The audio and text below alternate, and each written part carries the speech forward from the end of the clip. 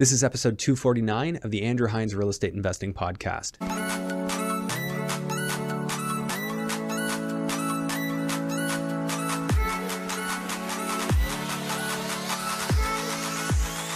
This episode is brought to you by Control and Compound Financial. They are real estate investors assisting other real estate investors to implement the infinite banking strategy. To learn more about how this can help investors like you, visit controlandcompound.com/Andrew Hines. Welcome back to the show. Today I have James Fernandez on for round 3.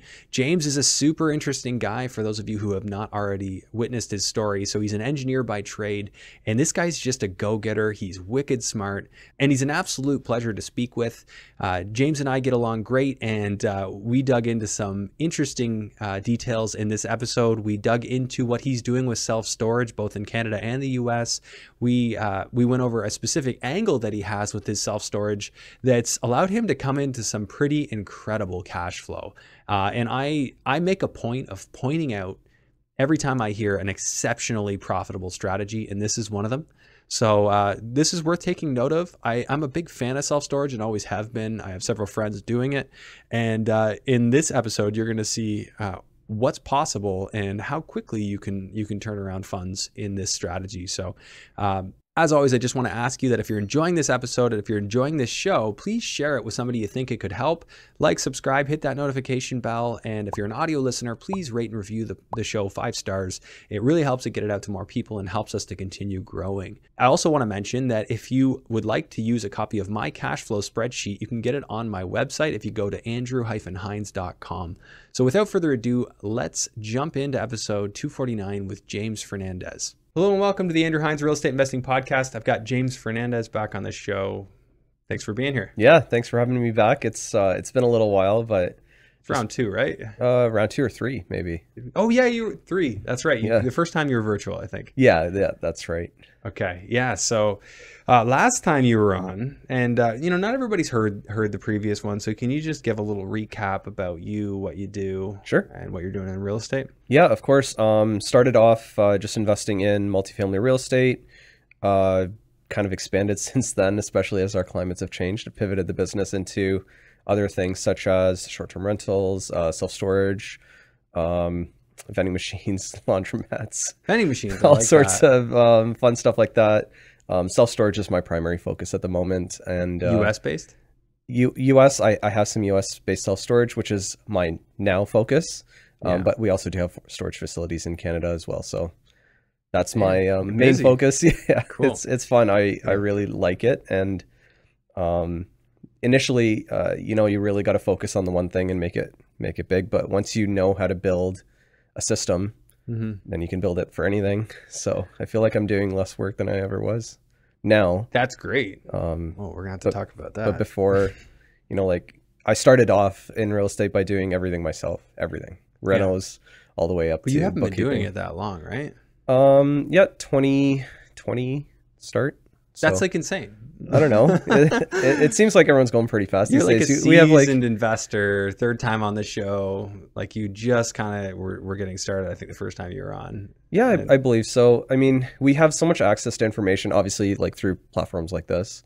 Yeah. That it's really easy to learn from other people's mistakes, and then you can just accelerate your learning on that. So yeah, thanks for sharing whatever we can on that stuff. Cool, it's great. Man. So chronology, like you didn't have a single rental property in 2020. What were you doing then? You were working an engineering job, I think? Yeah, I was working full time. I was working full time until about 2021. But like for 15 years of my life, basically from 15, I'm 32 now, to about 30. That was my life. I was going to be an engineer. I was going to retire as an engineer and die as an engineer. But real estate caught me.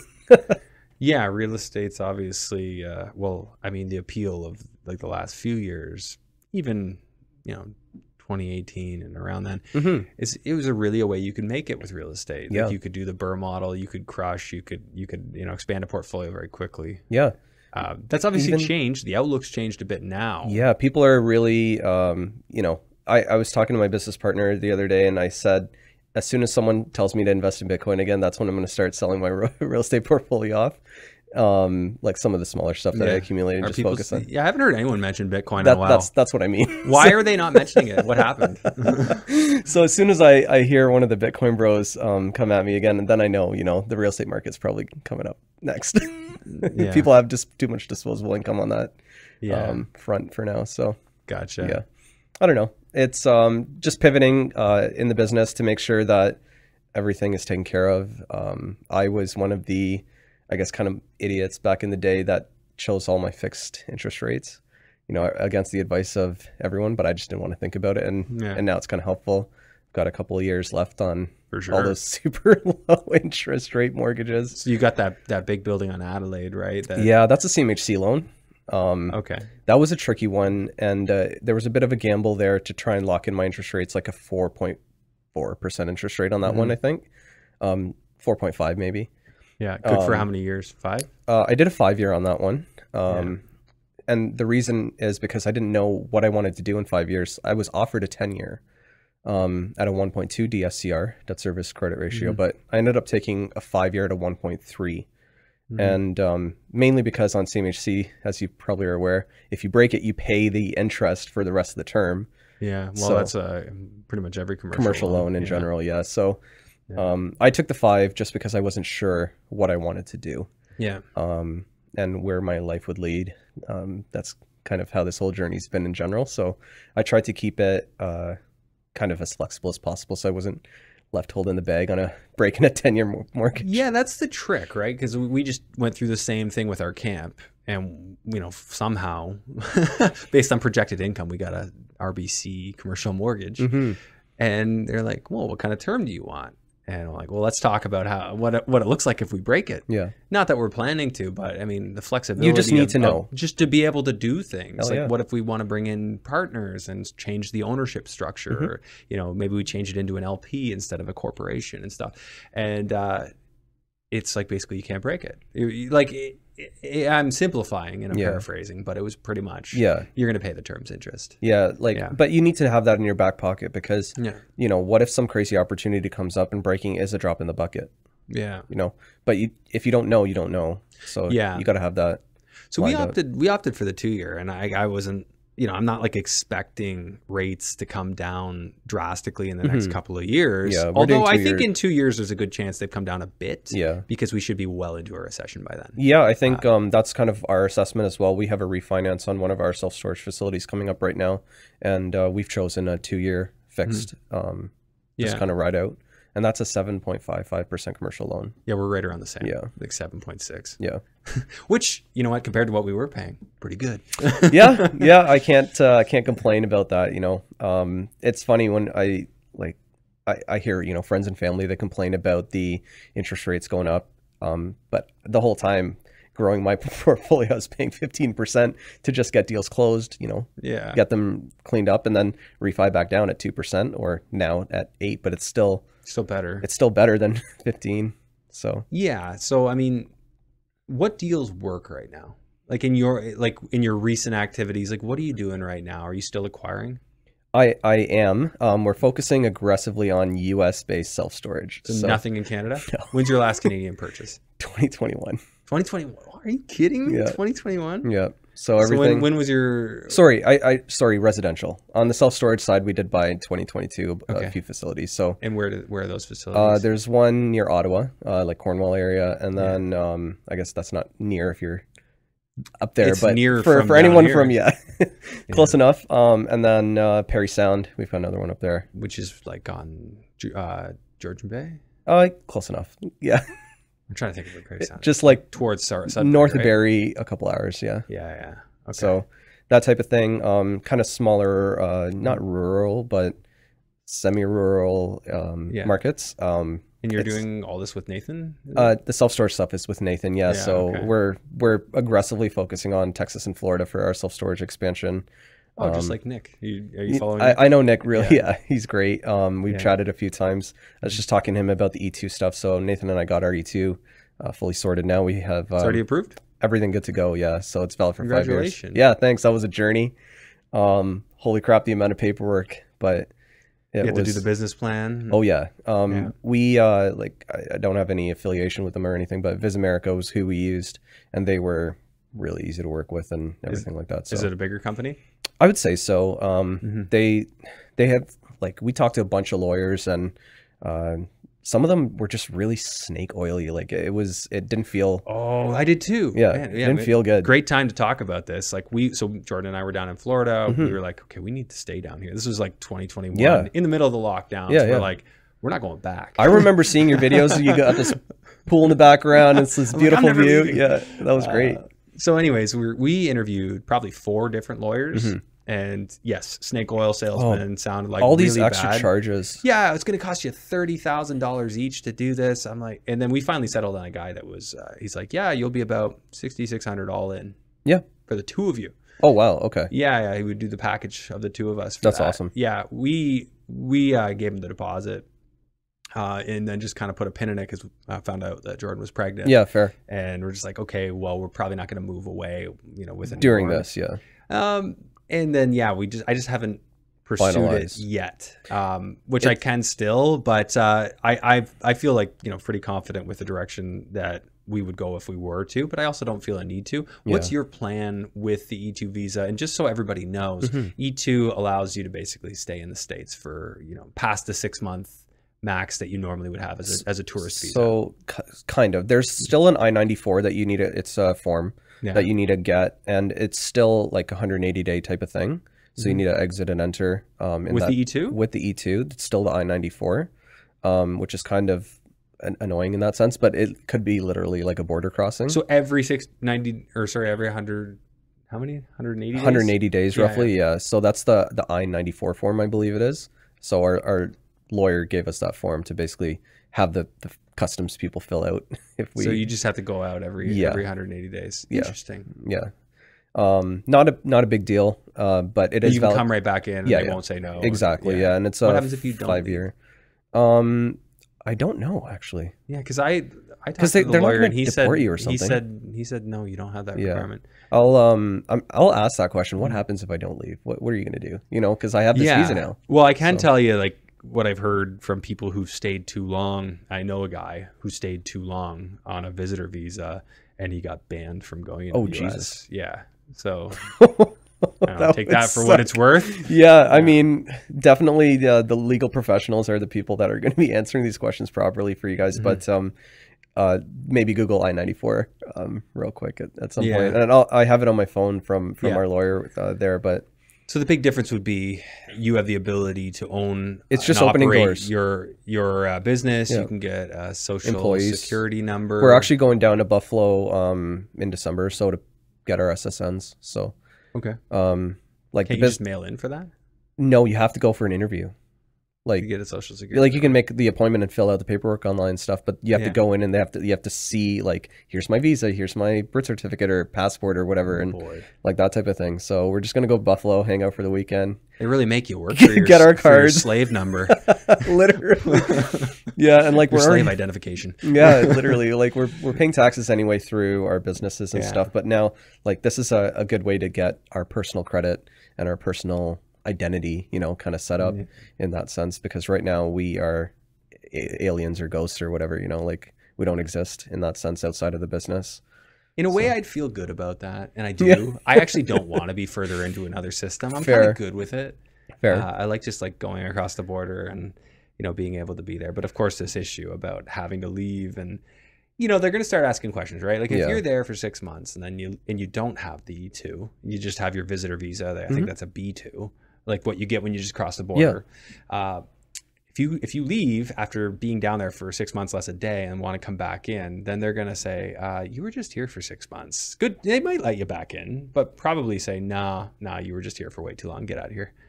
Yeah, it's a risk. I don't know. I think as investors, we take calculated risks. So people are going to choose whatever they want to do there. In my ideal world, like say traveling with my son was more feasible and all that, I would be in Florida for potentially part of the fall, but certainly the winter, from like January right through till start of May. Yeah, that's fair.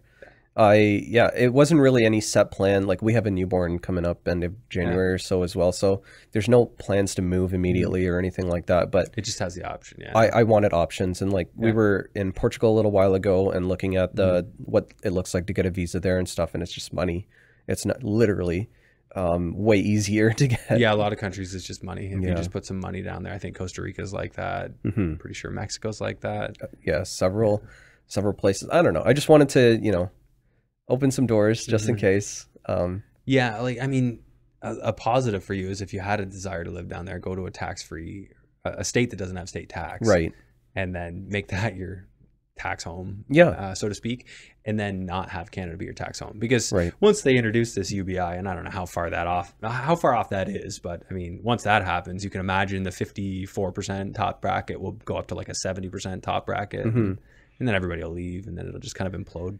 Yeah, I have worries about that type of stuff in general. So it's great to have options for this reason. Yes. For me, I just, like you said, it's just money. Like, you got to get out. Okay, let's put some money down here. Like, and I'm going to keep growing in the US so that it's just like there's already assets there. Yeah, exactly. And like we don't currently bring any of our US dollars over the border. You just keep it there. Just keep it there. Like we aren't, I guess, versed enough in the cross-border taxation and to draw an income properly, and because we already have income here, and it's just too much for us right now. So from what I've heard, it's pretty simple. Like I have brought money back because I had borrowed money here, and I did send it back. I haven't brought back any of the money that I sent down for myself. Fair. So that's still down there. That's still play money down there, so to speak. Fair. Yeah, that's kind of how we think about it because it is like we have personal properties down there and stuff like that. That money's just gonna cover those things, no problem. So we'll see how it goes. It's just opening the doors and making sure that, if there's shit hitting the fan, we have whatever options that we need to make sure that our families are taken care of, and so are we. So yeah, that's a great plan. To just, in my mind anyway, to have like lots of different options. You're building in different places. I think it's so weird, but again, I'm ahead of the curve in a way. I went down to the States. Now investing in the US, I feel like more investors I talk to than not are looking at the US. Yeah, I would agree. In general, in my peer circle, when I ask people, are you buying? The answer is 50% no, let's just say. And then of the 50% they answer yes, where are you buying? Like, I'd say it's almost always not Ontario. Almost always not Ontario, and then often in the US. I just had a meetup, and one of the guys is like, "Oh yeah, I just bought a couple," and I think he said Louisiana. And it's a very common answer. Erwin Zito, he was very local investor. I bumped into him about a month back, and he's like full on US, and I see his posts. And that's where we're at too. Yeah. It's just so, like, for example, in London, Airbnb stuff. They're like, no more Airbnbs. Yeah. And then all the people that were providing these amazing short-term rentals were like, all right, I'll just go somewhere else. Yeah. And you go to somewhere else and they're like, oh my God, yes, make this amazing place that, people can stay at. And it's like, okay, why would I fight you? You don't want me here, I'll go, it's fine. But on the same thought is that when everybody else is looking elsewhere and nobody's paying attention to local investments, that's when like the crazy good deals can happen. That's fair. Yeah. When no one's scraping like they used to, right? Like, you think about it. You used to be competing with every wholesaler. People were getting 4 or 5 flyers a month of wholesalers trying to buy their properties. And then everyone and their dog wants to buy. The interest rates were in the floor. Yeah. So everybody was just trying to go for these assets. Now you got people who are actually trying to put their houses for sale, and I sympathize with these people. I think it's an unfortunate situation. Yeah. The pump and dump. Yeah. But now you're gonna have people who have no mortgage, who just don't need their house anymore. They're moving into a retirement home. They'd be willing to give you a long-term mortgage, an amortized, heck, you might even be able to do a 30-year mortgage with somebody at 2%. You can negotiate that. When not everybody's knocking down their door, if you offer them, hey, we'll give you a full pop, but you hook us up with a mortgage. Yeah, that's fair. It's a win-win. If you don't mind, continuing to be a landlord in Ontario, which you're going to share some stories. Yeah, I've been through a decent amount of evictions and whatever else. In 2022, I did like 40 or something. 40. so I got a little burnt out and, you know, frustrated with the LTB who don't even follow their own rules. It's extremely frustrating. The pivot to self-storage actually came out of that frustration in general. So. And self-storage is like a brilliant asset for that. Why don't, before we get into the horror stories, tell why self-storage is so great. Yeah, I mean, let's just say, you know, the economy's up as high as possible as it was March 2022. People are buying stuff, people are storing stuff, they're getting rid of their old couch, they're buying a new couch, the old couch goes in storage. Economy's down, let's just say October 2023. People are downsizing, but they don't want to get rid of their stuff. Yeah. People are selling some things, but they'll sell that stuff later. Yeah. There's business owners that have to get rid of some of their stuff or store it for the winter or whatever. Yeah, they shut down their office, but they're not ready to sell all the equipment. Right. So they store it. Yep. Office chairs, whatever. Desks, you know? Yeah. So there's always a customer, an avatar, regardless of what the market's doing versus, let's just say it's $30 million mansion. You know, the customer or avatar for that person. Well, 30 million, you might still have the buyer, but the medium, you know, the $2 million one might be a problem. Fair. Yeah. I just made $8 million off crypto last night. Guys are not renting like they used to. Yeah.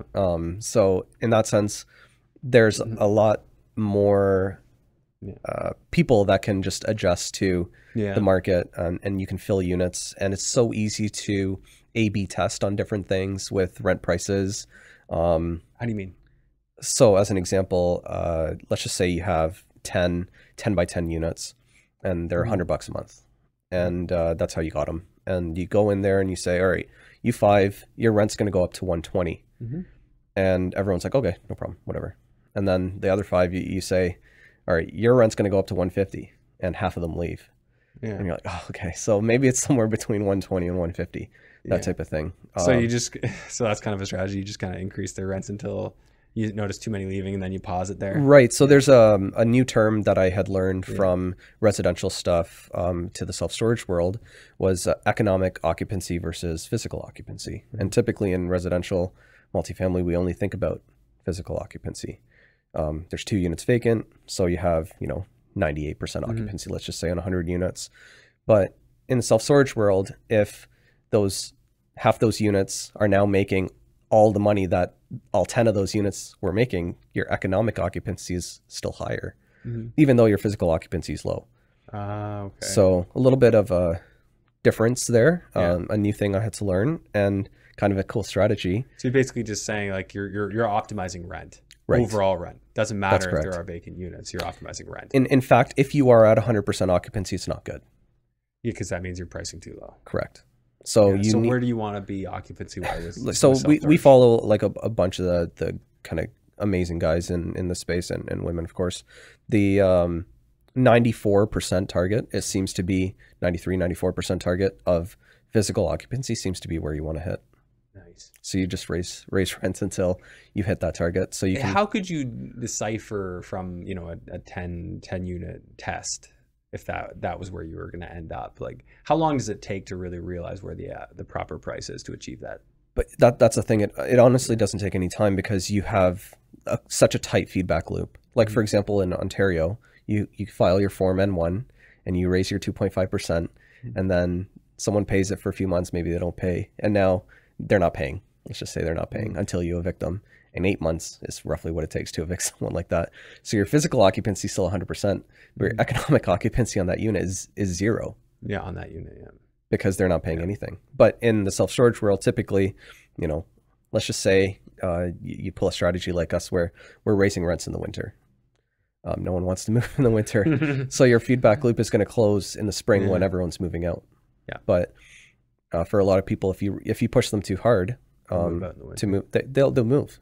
Yeah. But for most people, $20 is not a big deal. But it's a big deal to you when you spread it across all the units. Times 100 units. Yeah. So, that's the kind of thing where, you know, rent increased, let's just say 5% or 10%, and no one wants to move for $20. But for us across the portfolio of like 300-400 units, the $20 adds up very quickly on that NOI at 7% cap rate, let's just say. Hi friends, I just wanted to take a moment away from the episode to tell you about my brand new structured coaching program. This is the first time I've ever offered a structured coaching program where we'll have regular meetings in addition to an intro call to go through what your goals are and help you get on a plan to achieve those goals within real estate. So if you've followed me for some time and you feel that I would be a fit for you to help you achieve your goals in real estate based on my skill set, based on the topics we cover on this show, I encourage you to head over to my website, andrew-hines.com/coaching, and fill out the questionnaire so that we can schedule a call and figure out if it's a fit for us to work together. Let's face it, most people could benefit from a second set of eyes and ears going over their strategies, different deals that they're looking at, and helping to springboard ideas back and forth. This is a program that's exactly for that. So if you're looking to build confidence in what you're doing in real estate investing and get very clear on what it is you're trying to accomplish, this might just be the program for you. Take a moment, fill out that questionnaire, and let's schedule a chat. Okay, so that's obviously, it's a nice asset class in that you don't have landlord-tenant board to deal with. You mentioned the 8-month reality, and I know you've had worse than that, right? Oh yeah. Yeah. So that's just your average is 8 months to get somebody out. You don't have that at all. Tell me about what happens if somebody doesn't pay their rent in Ontario specifically for a storage. Sure. Yeah. We've actually been through the bidding process and everything, like storage wars type of thing. It's much milder. So you have to send like a proper letter telling them what is owed and everything like that. After that, according to whatever agreement you've signed with them, they have a certain amount of time to either rectify that payment and pay out the lien fee, pay out the lockout fee, pay out the late fee, all these fees that are automatically added as per the agreement. That's all part of the contract. That's correct. Yep. Yeah. So late fees for us are usually $20, something like that. So if we don't receive rent on the first, the $20 is automatically added to their account. If that continues for a few months, I can't remember exactly, let's just call it 3. There's a lien fee added.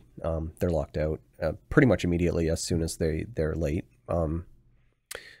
The process that we used in Ontario was Bid 13. It's an auction site, pretty mild in the sense to auction off their stuff. Yeah, yeah. As soon as you follow, the proper due diligence for notice and everything like that, that's how it goes. And you take a video, you put the anti-tamper tag on, throw it on the auction site, and wait for bids to come in. And so you have auctioned off. We have, yeah, yeah. Oh wow! And you get to keep that, or you have to give it to the. So you auction off the stuff, and basically how it works, someone comes in and they say, all right, I bid $300 on this thing. Like on all the contents of the locker? The whole thing. Okay, so if you're taking it, you're taking everything. Yeah, that's how it would work for them. And at that point, the possessions are no longer, like they're yours at this point. The possessions belong to you.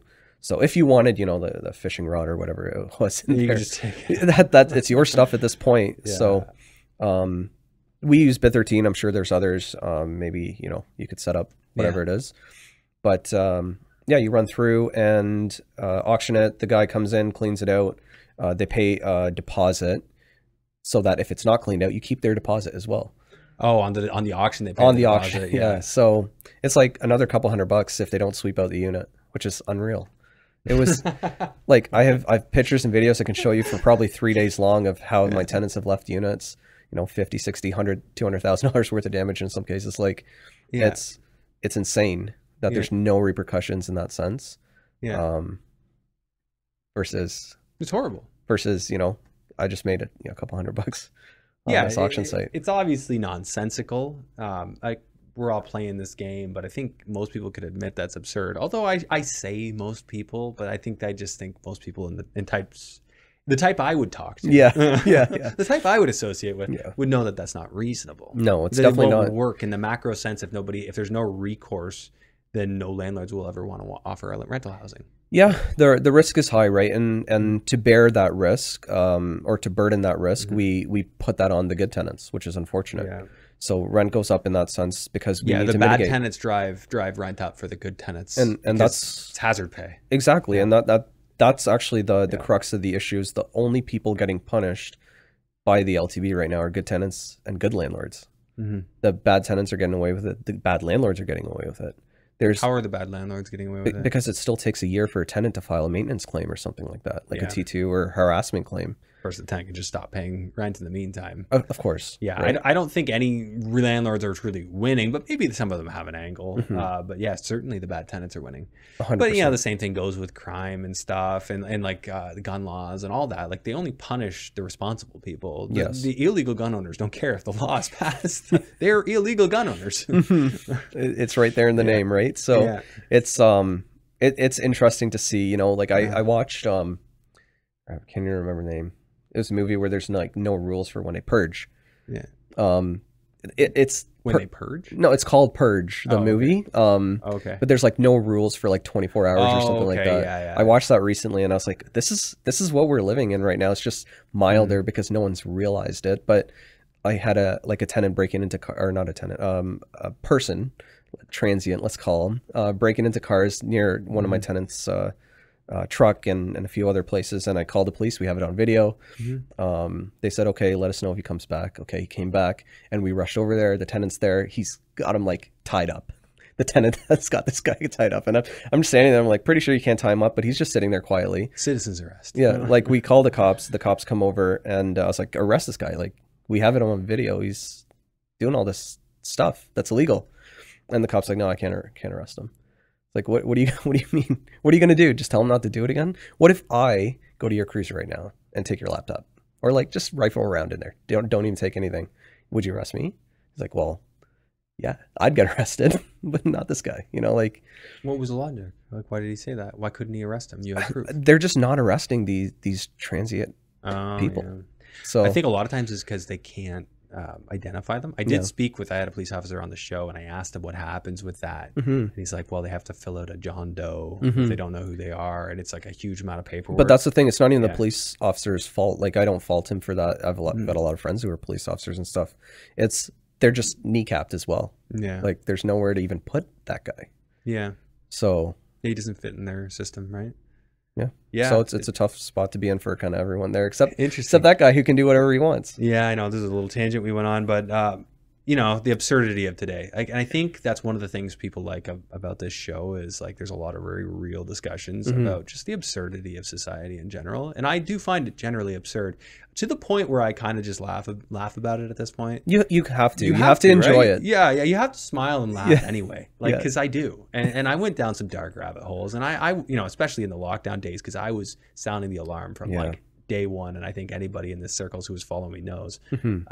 And that got dark after a while. I'm like, I don't want to talk about this anymore. I'm just going to start talking about things I like. Yeah, whatever makes you happy again, right? Yeah, you gotta stay positive the best you can. Some people's mindsets they can handle, you know, talking about all the crap a lot, but for me, I have to balance it. So, which is why I do. Yeah, I mean, like on my Instagram, most of my posts that are about this bad stuff is in a very like kind of funny light. Yeah, just make a joke out of it. Yeah, like, you know, you find the random sex toys or the random whatever, and it's just it's at this point it's just hilarious to me. I get excited to go see that stuff. You see the craziness. Just whatever it is, you know, Valentine's Day coming up and all our Airbnbs, we have like a couple of spare bed frames on hand, that type of thing, just ready to. Oh yeah, that's funny. It's just funny to me at this point more than anything else. It doesn't, like, people ask, you know, that does it get you stressed out or whatever. It's just it's just more funny to me at this point.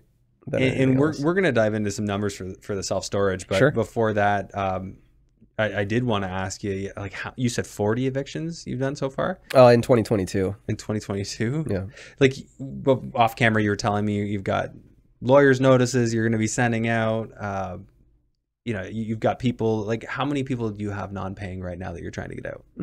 Maybe 15. 15 non-paying right now. And are most of those at your one building in London? No, they're kind of spread out. Yeah. Which areas are they in? London, Chatham, Sarnia. Yeah, because you have a bunch of Chatham stuff. Yeah. You and Jeremy were working together on some stuff? Previously, yeah. Okay. And then you have Sarnia as well? Yes. So Sarnia area, there's like Corunna, which is just outside of Sarnia as well. So. And how many units do you have in those different cities respectively? Ballpark. I'd say around 75 now. Across all three cities? Yeah. So out of 75 rental units, you got 15 non-paying? Yeah. Good Lord. Yeah. That's a huge percentage. It's part of the game, right? It is. How did that happen? A lot of Inherited. Yeah. tenants. Like I buy the stuff no one else wants to deal with in the most case and turn it over. And that's just what I'm working on. So that's what you get paid the big bucks for. Occasionally. Do you have any regrets? Because I know you acquired these all like 2021 and earlier, yeah. right? My main regret is not learning how to play this game sooner, in the sense of the landlord tenant board. Yeah, because you probably learned so much about That's the thing. Yeah, like it's not scary once you go through it, right? No, and a lot of it is so easy, but it's very intimidating to someone that's not. My one Instagram story post from today, I was at the courthouse right before I came here, basically, and it was just like, learn how to do this. It's worth, 200 grand. Every time you come to this building, it's probably going to make you 200 grand. In terms of, like, for example, at my building in London, if a tenant's not paying and then I get someone in there paying market rent, that's worth way more than 200 grand in terms of NOI and cap rate. Yeah. But if someone's paying, $800 here and there, and I file an N8, which is the persistent late payment of rent, and now they're paying market rent, that's worth approximately $200,000 in value. Yeah. To market, right? So have you done that? Because I always knew of that form, never tried that, the consistent late payment, and I had some. That is my primary perfect candidate for that. Yep, N4 and N8 are my primary tools right now. Okay, so yeah, N4 is the obvious one. When they don't pay late payment rent, you issue the N4. So the N8, when would you file that? I do it after 2. So 2 times late, you file it. Yep. And what are the terms of it? How is it worded? It's very vague. Persistently late payment or rent. That there's no specific. It has to be 2 in a row or 1, 2, 3, and then they miss one, and then 1, 2, 3 they miss one. That it doesn't say any of that. So I just after 2 I file it, and then inevitably that fixes things for a little while because of the fear, I guess, of eviction. But for some of the people that are going to be persistently late on rent, they're just going to be persistently late. It's not going to change. So by the time the hearing comes around, it was only 2 when I filed, but now it's 7 maybe, and then I show, here's my ledger. So you'll show 7 issues and like no, N8s? It's just the one N8. So you just do one N8 and then you show the track record of all the times they were late. An updated ledger that you'd file as evidence. So you never need to send it again. You just tell one time you noticed them. That's right.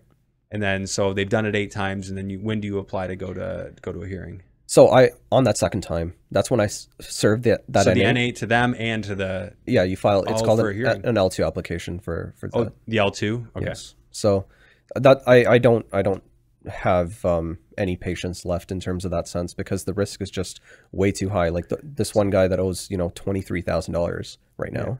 You got to be quick on that stuff. You can't. I wasn't quick enough. Yeah. I was kind of trying to be nice, and and it adds up. Oh, so quickly. Yeah. Yeah. So systematically, so N8, and then at the exact same time the L2.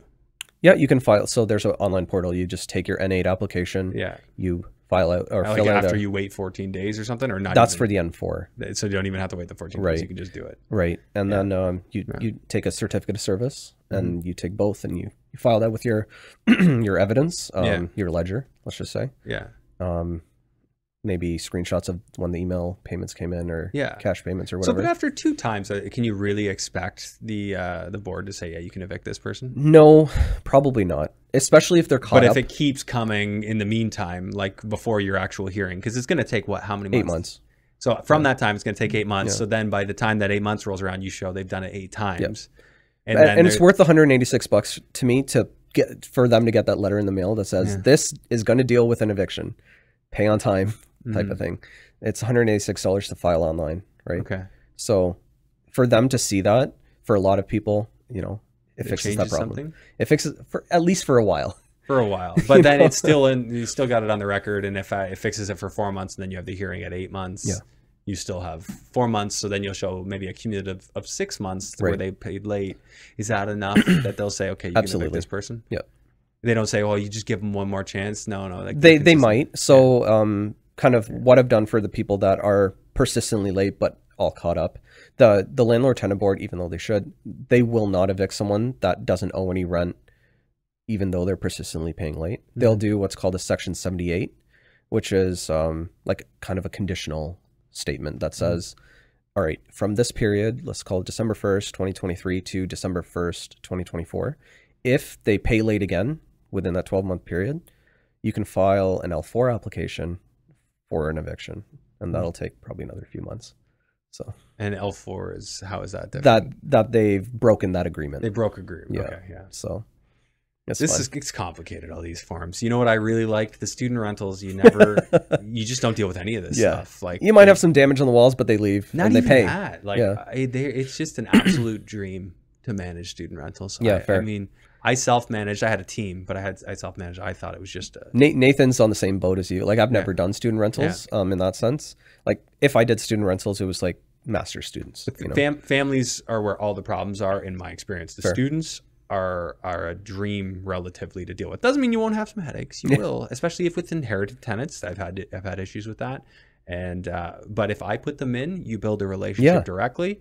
You get along well. It works well. So that's awesome. Anyways, just that's why, I mean, sometimes when I talk about these things, I never really had to deal with these things, that's except on my stupid family rentals. It's the inherited side. Like, actually, I've got a lot of messages on Instagram like, how do you consistently choose such bad tenants? I'm like, dude, I didn't choose. Like, come on, give me a little bit of credit. I didn't choose all these people. Yeah, so you're having better luck with the ones you put in yourself. Oh, 100% luck. Yeah. You know, it's not luck at that point, right? Yeah. The vetting process strategic. is... Yeah. The vetting process is very thorough, especially with different tools that are on the market now, such as, Front Lobby and all these other ones that... Front Lobby, that's the name. Kayla Andrade was talking about that. Is that her platform? No. It's a separate business, but I think they're like working in conjunction. Okay. So I use that. And that'll search the like Canly database for them as well. You can search Canly separately, and Open Room is another one that you can use. But Front Lobby is also really good for reporting non-paying tenants. Yeah, but that requires that everybody's in it, like that everybody's using it. I mean, like Equifax or TransUnion. It's the same idea. Yeah. No, I get that. Yeah. But if a tenant, like, say I have a family rental and I'm not reporting to that, no one's ever going to know that that tenant was my tenant. Correct. Yeah. Yeah. It would require,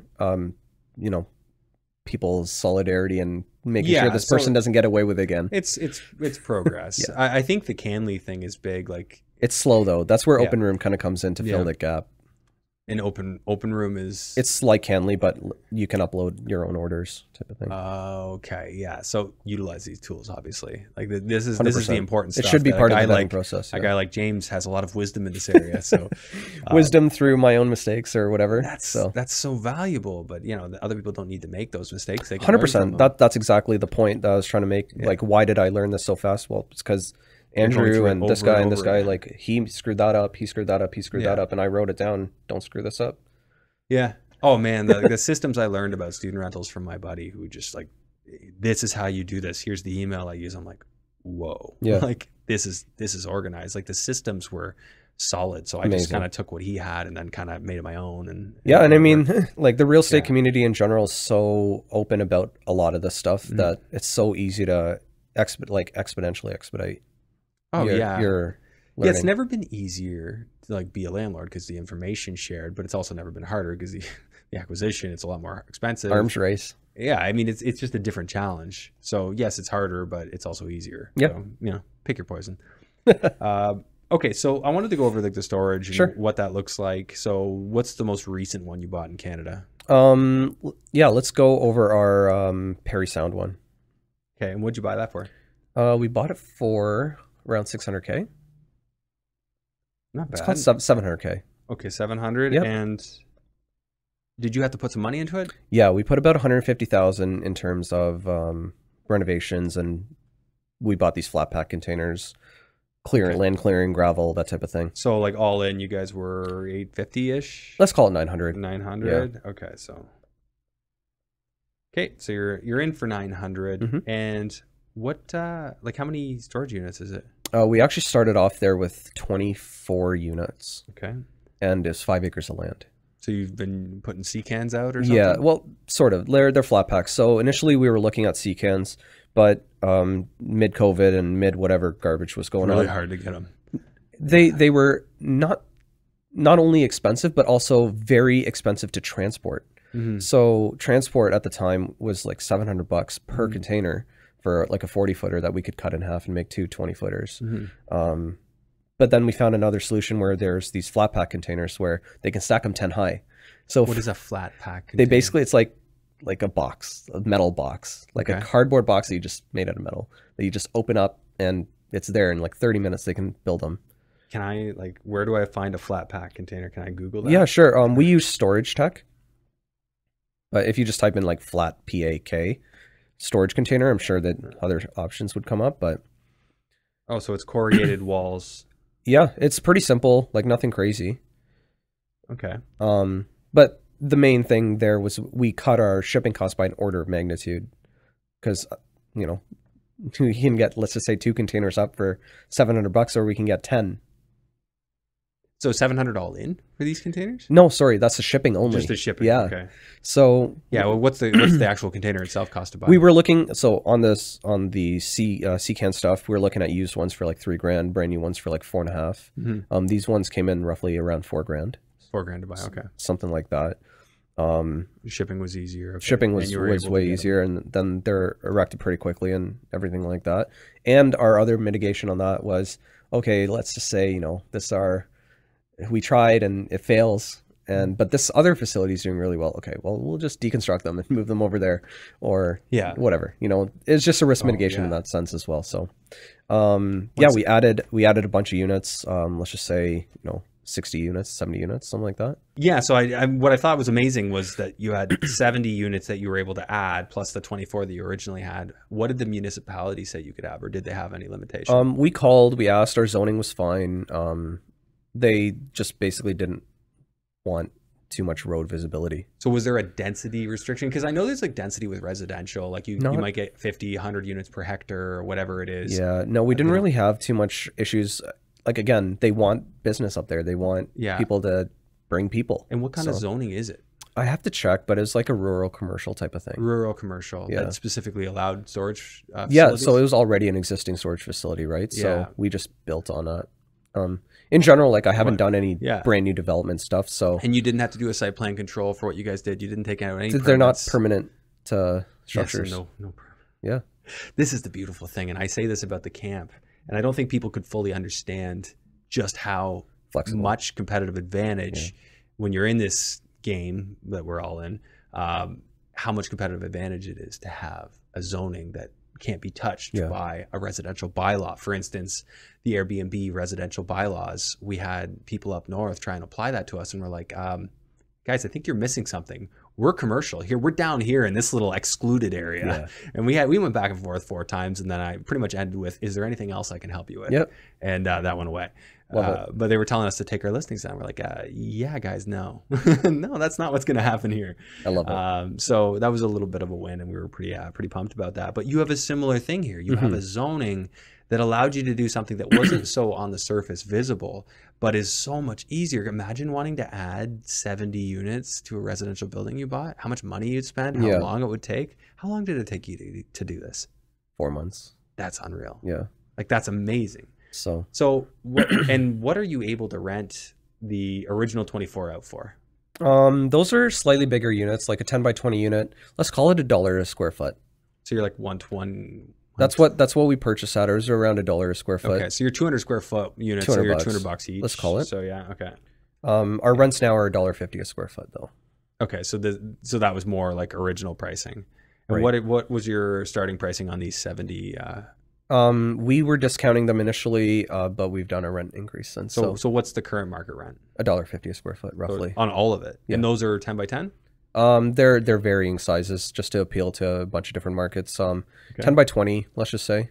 10 by 20 on average. So those are also like 200 square feet. So you're basically $300 a square foot on all of them. $300 a unit. Yeah. Sorry, $300 a unit. I don't know why I said square foot. Okay, so on the 70 you added, on a monthly basis, that's $21,000. Right. What was the investment on those additional units? Just let's call it $5,000 times 70 to keep it kind of easy. Okay, so it's less, but yeah, so $350,000 to get, like, I just want to calculate the immediate ROI on that. So you're close to like 70% ROI, 72%. Like that's That's the kind of numbers that get me going. It's almost identical to what you're doing with the camp, right? It's the same model. It's the same model. It's just a different client. That's it. I like it a lot though. You're getting the juices flowing. I mean, I'm guessing not every city would be so agreeable. I find the rural municipalities are a lot more agreeable and flexible with that kind of thing. Well, they want people there. They want people spending money. They want people paying tax. And there's a really easy way to mitigate that risk, and it's just call them, right? For example, our one in Illinois, it's in the small town. The mayor is also the auto shop owner, like the auto shop. There's no more than one. Yeah. So, hey, Mayor Jake, you know, can we add more units over here?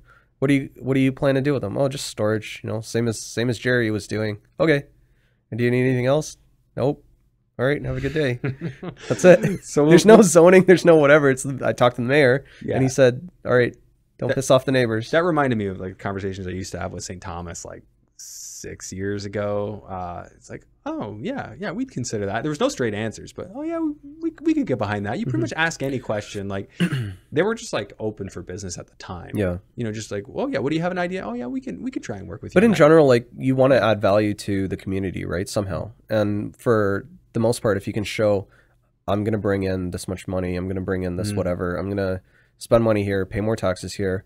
Most places are on board for that. It's just where I live in London, it's not. So. Yeah, not so. Okay, but going back, so you said it was not that much originally. The reno, you said like a 200 grand or sort of like improvements. So we just ran 70 times the $5 grand. it's a like it's, would you say you're like 300 grand? Let's call it 300. Yeah, okay. So it's less, but so that puts you to, let's see, 300.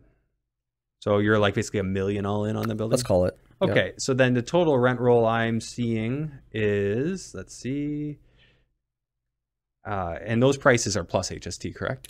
Yes. Okay. So they'd pay HST after whatever that is, and it's like credit card billing, so very convenient. Sure is. Who does your credit card processing? We use Easy Self Storage as our general platform for all the storage management. Oh, so it's a storage management software. Yeah. It's like off the shelf storage management software that we use. So, what are your taxes there? Do you know, ballpark? I'm gonna say around $8 grand. And insurance on the building? Oh, we don't have insurance like that. So there is no like there is insurance. Fire insurance. Let me clarify here. We don't have insurance on the same way that you would on a residential side. So the tenants have tenant content insurance, and we have insurance for metal, basically boxes. Yeah. So it's very, very affordable. I'm gonna say it's under $2 grand a year. Okay, so you don't have any cinder block construction. It's all just metal boxes. That's correct. Yeah. So the entire facility was always just metal boxes. Right. There's a concrete slab for the existing structure, but everything else is on gravel. So are if I'm thinking about this, like those roll up doors, and the ones I'm used to always had a cinder block wall between them. It's a metal now it's a metal, so it's one of those corrugated metal walls. Way cheaper, yeah. Very cool, and they just don't catch fire, so insurance is really cheap. Yeah, it would be a paint job, maybe maybe clean some smoke up, if anything. Yeah, is there any electrical wiring or anything like that? You don't even have electricity in these things? No. So there's no electricity, there's no heat. There's no water. There's no Okay, so maintenance wise, I mean, what is there to do? Like the parking lot, the doors could break. Yeah, like there's a gate. You know, we do an annual maintenance on the gate. That's about $150. Okay. We maybe if there's a roof, like a gasket on the metal roof that needs replacing, it's causing a leak. So you're not 5%. You might be like like $6 grand in a year is too you're much? You're looking at a maximum 35% expense ratio maximum. And we'll get to that. That's all in. And management, like we do have some landscaping, of course, some snow removal, especially. But I mean, what's your software cost you? That one is probably our most expensive thing, and we're probably paying $200 a month on that. $200 a month, so that's still like 1% less. And then so nothing for electric. You don't even have it. We have it's like connection fee basically, because we have cameras up there, but they barely use anything. Okay, so that's it. The only charge is electric. Let's call it 50 a month on electricity. Yeah. Okay. So 600 in a year. Yeah. I have to just a miscellaneous charge. So you said your expense ratio is. Let's see. How am I getting? Yeah, I mean I'm seeing a much lower expense ratio. What am I missing? Like, what kind of expenses? We got taxes, we got insurance, we got snow removal and grass cutting. Snow removal and grass. Okay, so snow and grass, what are you in for that? Let's call it $4,000. Okay. Yeah. Okay. So I'm at $25,000 in total expenses, 7.5%. Yeah, that's what I mean. You can't go much higher than that. What else do you want to add, you know? Okay, so what do you think the value of this place is? We're hoping to refi it soon. We're trying to get our appraisal locked in at like 1.7. About 1.7. We'll see how it falls. Is that really possible? Because I mean, I'm seeing based on all of that your cap rate is 18%. Does that make sense? I would have to check my own numbers, but we're just throwing stuff off the top of my head Well, here. you've got monthly rent of about 28,000 across all of it. Is that 96 units or 90 something units? Well, this is what I'm going to check. Yeah, $300 on average per unit. Yeah. Times 24 on the first, that's 7,200 right there. Yep. And then times 300 times 70 is 21,000. Add those two together, we got 28,000. Sounds right. So 28,000 a month times 12 months is Yeah. $338,000 a year. Yeah. You know, your expenses are Negligible. silly. Yeah. You know, do you pay a superintendent or anybody to go around? It's an and do hourly some stuff? guy. We pay him $25 an hour. How many hours in the year does he do? He does 4 a month, maybe. 4 hours a month. So like 40 hours a year. So I could even, you know, boost the miscellaneous, you know, $5,000 even if, you know, if we want to be real conservative. Yeah, throw it in there. Including maybe a garage door breaks or something. We haven't really had that. Well, I have for maintenance, I have 2%. So that's fine. $6,700 a year. That's but I mean, if you wanted to allow for some life cycle stuff, we could go, you know, 4% if we wanted to be real conservative. So that, you know, brings your cap rate down to 17%.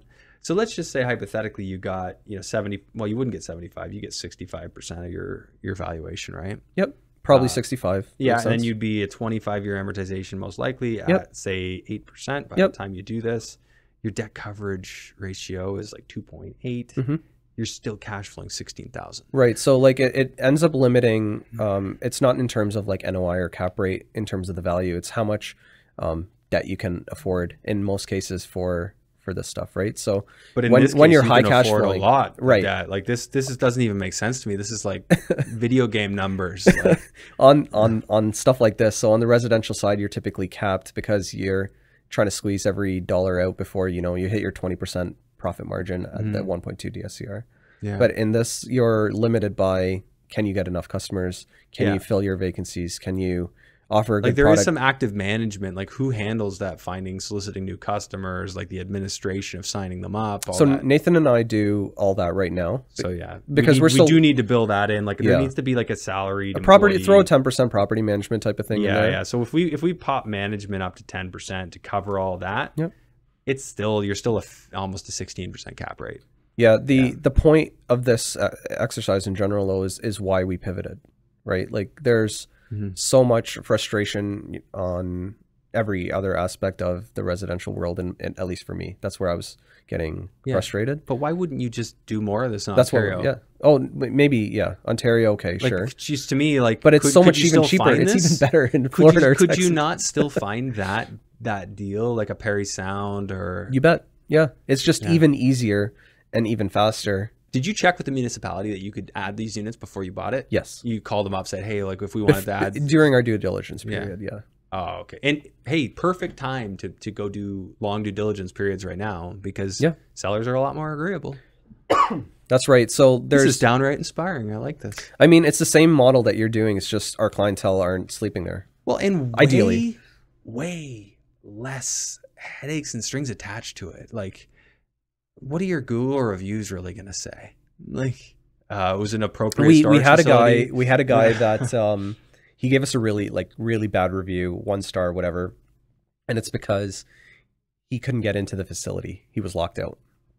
Yeah. And it turns out he wasn't even locked out. He forgot his code and couldn't get in. Yeah. So it was very easy to call and be like, dude, you forgot your code, man. It's not even our fault. And his review was like, oh, they're stealing my stuff. They locked me out. Yeah. But he took it down. He took it down. I was just telling you off camera before we got an interesting one, saying something that's not true. Yeah. But it could be tough to get people to take something down. Yeah. So, anyways. It is worth it though in the end. So we don't have a ton of time left. I got to go trick-or-treating with my son. But what would you say you're most excited about? The U.S. expansion is my primary like focus and joy right now in general. It's that's what I'm most excited about in the business side. I've got a child coming in January. Oh yeah, for so sure. That's one of the reasons why like I was selling off a few of my smaller properties and just buying my time back essentially. So Love it. Yeah, that's awesome. That's kind of driving almost everything I'm doing right now, is making sure that I can be there for this child. So, and what, yeah, of course. And then congratulations about that. That's Thanks, amazing. dude, So what would you say as far as the US goes, like is the main direction? Is it storage? Storage. That's yes. it. Primary. And are you doing new development, or are you just not yet? acquisitions of Like existing? Nick Van Dyke is one of the guys that I see doing a lot of new development stuff, and chat with him every here and there. But for me right now, and mine and Nathan's kind of vision is take something shitty, make it nice. Well, if you can do what you're doing here, like, because it's already kind of semi-proven, we can just expand on that. The risk is mitigated in a lot of ways. I love it, man. That's maybe one day on the development side, you know. But why do it if you don't need to? Don't. It's just so much easier and faster if you just take it, make it nice, make it nice again and again. So for sure. All right, James, it's always a pleasure. Where do people find you, learn more? Yeah, Instagram's the best way. Just add james.ferns, FERNZ. Cool. It'll be in the show notes. And until we meet again, man, this is really great. I always have a great chat with you. So I'm looking forward to doing more of them. Sounds good. Okay, Talk soon. Man. Here's how infinite banking works in under 60 seconds. You have to save your money somewhere. Well, we think the best place to save it is inside a cash value life insurance policy. You save some money in there, it grows tax-free for the rest of your life. Then an opportunity or emergency comes along. Let's say a few years down the road, you can buy a business, buy a property, buy an income-producing asset. You leverage the infinite banking policy, borrow against your asset, take advantage of the opportunity. But your money still stays in the infinite banking policy. You're not borrowing your money, you're borrowing the insurance company's money. So your money's in the policy, it's in the opportunity, and it's providing a death benefit. Rinse and repeat, rinse and repeat. You get to retirement, and you have this massive cash value life insurance, leverage that tax-free, and you don't repay those loans. You sit on the beach and you spend that money tax-free every month. Doesn't show up on a tax return, and you leave your family a huge tax-free death benefit.